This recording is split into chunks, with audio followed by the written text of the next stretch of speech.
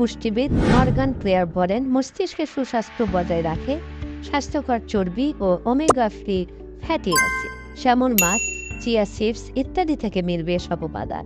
আরেক পুষ্টিবিদ Rachel fine বলেন, রান্নায় কোন তেল ব্যবহার করছেন সেটা স্ট্রোকের ঝুঁকিকে প্রভাবিত করে। সয়াবিন তেলের বদলে অলিভ অয়েল বা ক্যানোলা অয়েল ব্যবহার করা স্বাস্থ্যের জন্য বেশি উপকারী হবে। ক্লেয়ার বলেন, খাদ্যাভ্যাসে সোডিয়াম বেশি থাকলে রক্তচাপ বাড়ে, যা স্ট্রোকের ঝুঁকি বাড়ায়। আবার এ উপাদান পরিমিত মাত্রায় গ্রহণ করলে তা স্ট্রোকের ঝুঁকি কমায় বলে দাবি করে গবেষণা। আমেরিকান হার্ট অ্যাসোসিয়েশনের পরামর্শ অনুযায়ী দৈনিক সর্বোচ্চ 1500 মিলিগ্রাম সোডিয়াম খাওয়া যাবে। এর থেকে কম খেতে পারলে আরও ভালো। খাদ্যাভ্যাস মেনে চলা প্রয়োজন। স্বাস্থ্যকর খাদ্যাভ্যাস মানে হলো প্রচুর ফল ও সবজি খেতে হবে এবং সাথে থাকবে প্রচুর পরিমাণে ভোজ্য আঁশ। পুষ্টিবিদ বলেন, স্বাস্থ্যের জন্য সবচেয়ে ভালো হলো বিভিন্ন খাবারের ভারসাম্য আছে এমন একটি খাদ্যাভ্যাস। শুধু ওজন কমাতে সহায়ক খাদ্যাভ্যাস স্বাস্থ্যের জন্য সবসময় ভালো হয় না।